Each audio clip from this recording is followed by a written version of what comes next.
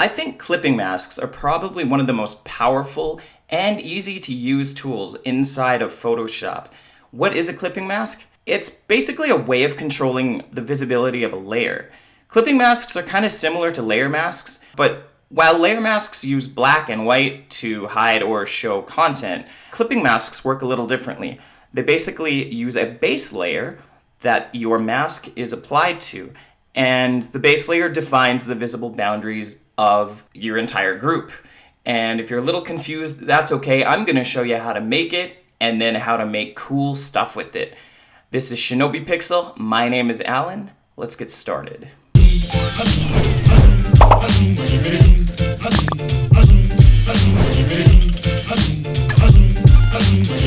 Alright, so you can see in this example graphic, we've got kind of two sides to it, right? We've got some text with a cool spacey background, and we've got this sort of brush stroke texture, and there is some lighting effects in there as well as a young lady. So we can recreate this, and to do that, we'll just start with a brand new text layer.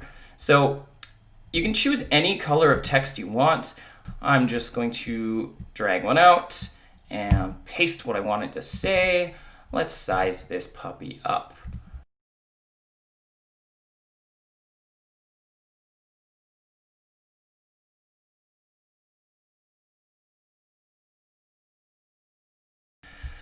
It doesn't need to be perfect. We just need it to look cool. Okay, so the next step is to apply our spacey nebula looking layer.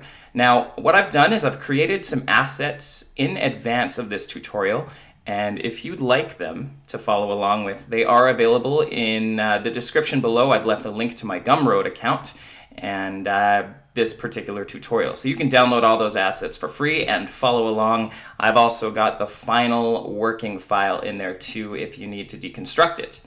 Okay, so we're going to start with our nebula graphic, and I'm just going to drag that into my composition, paste it. Yeah, we'll resize this somewhat. Now you can see here it's on a layer above my text, and that is exactly what we want. We don't want the text over top, although that kind of looks pretty cool too. But we're actually going to cut out the Starry Night graphic in the shape of our text layer. And the easiest way to do that is to create a clipping mask, which is, I guess, why you're all here. I'm going to show you how it's done. In between these two layers, you need to press and hold the Alt button on your keypad or the Option button if you're a Mac user, and hover your mouse in between these layers. And what you should see is this cursor effect that comes up. It's got a downward pointing arrow next to a square. That's what you want. Click that, and now your top layer is clipped to the layer beneath it. That's how a clipping mask works. Basically, top down, the pixel information in your base layer is basically the on or off switch for all of the other layers on top of it. So now that that's applied, we can drag around our Starry Night background and maybe resize it a little bit, and you can kind of see the color information is coming through. The stars are coming through, and remember, my base layer was blue text. Now that text layer is simply controlling what you can and can't see above it, and we can actually add some more to it as well. So let's say I want to throw in a lens flare, because lens flares are always cool, right? So I'm dragging in a lens flare I created. I've called this one a dirty lens flare. I'm just going to shorten the name here. Flare. Okay, I want to add the lens flare to my text. What do I have to do? You guessed it. I'm going to hover between the flare and the Starry Night. I'm going to press and hold the Alt or Option button. Click. And now we've got our lens flare. Now you'll notice I can't actually see the nebula through this, right? That is because we need to change our blending modes on the lens flare layer. I'm going to do a tutorial about layer blending modes eventually, but for now, all you need to know, where this says normal on your layer menu, click that and change this to screen.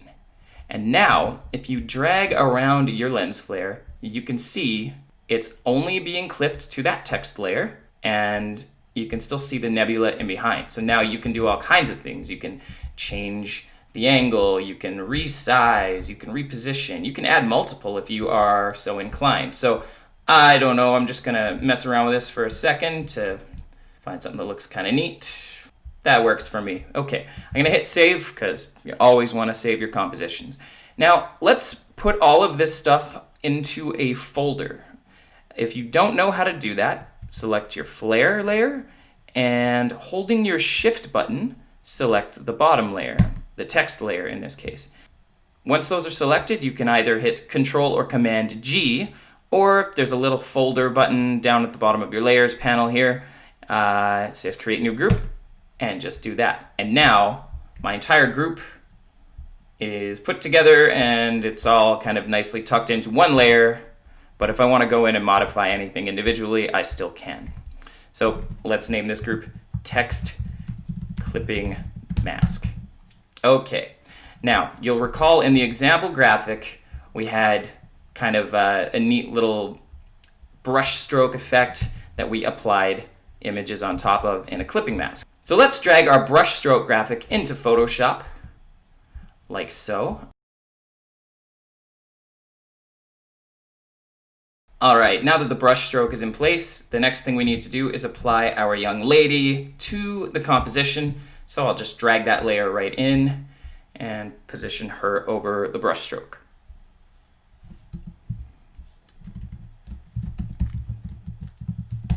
Just title that layer Young Lady. It's a smart object, which means I can scale it up or down without losing any image quality. And I think our next step, now that I've kind of sized it where I think it needs to be, is I'm going to create a clipping mask. Now there is another way you can create a clipping mask. You can go into your layers menu, and down here you can either use the shortcut Alt-Control-G or Option-Control-G, or just click this. So we've got this young lady. I want to maybe reorient her slightly just so I can kind of make her body align with the curve of this brush stroke. There we go, that's kind of cool. I think that looks pretty neat. Okay, so let's save. So the next thing I want to do is just apply a little bit of a lighting effect to this. So once again, I'm going to drag another example of my dirty lens flare. And we'll just call this flare. You can, of course, also just duplicate the one we already dragged in there. As you guessed, we're going to want to create another clipping mask with this lens flare. And I want to change the blending mode to screen. And now you can see, even though the lens flare is on a black background, I can kind of manipulate this around a little bit. So let's size this up. Let's maybe rotate the angle a little bit, and I think I'm happy with that. I just want to add a quick layer mask to this young lady to fix the edges of the image here. I know it's sort of almost like a black on black, but you can still kind of see, maybe not in the video, but I can see there's a bit of an edge to the end of the graphic where that lines up. So I'm just going to use a soft brush to mask that out. And to do that, to apply a layer mask, you can just hover over this button, click, and with a black soft brush, we can just sort of paint away those areas a little bit, just to give it sort of a more smooth transition. I've actually got the opacity down pretty low, so let me just crank that back up. And there we go. Now I don't have to worry if I make any color adjustments that the edges of that graphic are going to be shown. And in fact, color adjustments are what we're going to do. So in order to make color adjustments, we want to make a new adjustment layer. Now you could go up to layer, new adjustment layer, and in this case we're going to use hue or saturation, or you can access that same menu down here on the bottom of your layers menu by clicking this semi half moon circle thing and create a new hue and saturation layer. I'm just going to call this hue sat, just to shorten it. How adjustments layers work is they basically affect all the layers underneath them. So watch what I mean. I'm going to desaturate everything in my entire composition. This hue and saturation layer is at the very top of my layers panel. You can see over on the left side, it has taken out all the color information just as it's done on the right side. And of course, we just want to affect what's on the right side. So we're going to use a clipping mask again on this hue saturation layer. And as you can see, now my stuff, my text clipping mask is untouched by this particular hue and saturation adjustment. Let's go ahead and bring the saturation back up. Let's make it -35 or so. And I just want to change out the reds for some purples. I think that'll look better in this case. How do we do that? Well, easy. We go over to here, click reds, and now if I drag this slider along, it should change all of the reds in that particular grouping underneath the adjustment layer, and then I can change it to whatever color I want. I kind of like the purplish, pinkish side of things, so maybe I'll do something like this, and that kind of matches our original graphic. Now you'll notice that is affecting our lens flare a little bit, and that's fine, that's what I want. But if we were to drag our lens flare up, you can see it's still retained the clipping mask, and now it's above that hue and saturation layer. So if I show and hide, you can see the hue and saturation layer at work. But I liked what it was doing with the lens flare, so I'm just going to drag that underneath, and there we go. So now I'm just going to hit save, and let's group all of this stuff.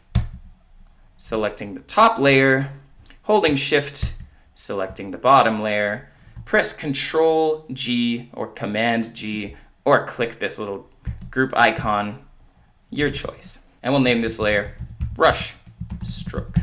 Okay, and then all we have left to do is move our text around, and if I wanted to resize it, I can do that, and everything inside of that grouping should increase in size as well.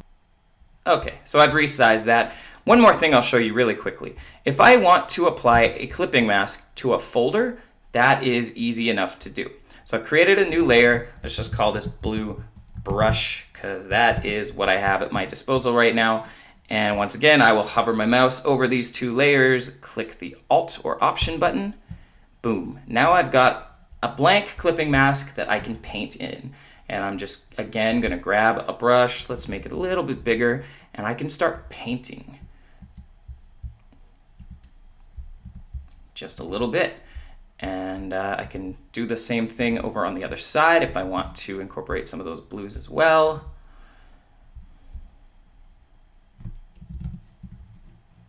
And there you go. So you can see clipping masks have been applied to the folders, which just shows you can actually compound the effects of clipping masks to create some really interesting compositions inside of Photoshop. So hopefully you've learned something from this tutorial. If you have, leave me a comment, let me know. I would love to see all the cool stuff you make too. So, feel free to share your work with me. Hit like if you like this video. Please hit subscribe if you want to see more content like it. And until next time, I've been Alan, you've been watching ShinobiPixel, helping you become a Photoshop ninja. We'll catch you on the next one. We bop and pretty hot, I'm as happy as I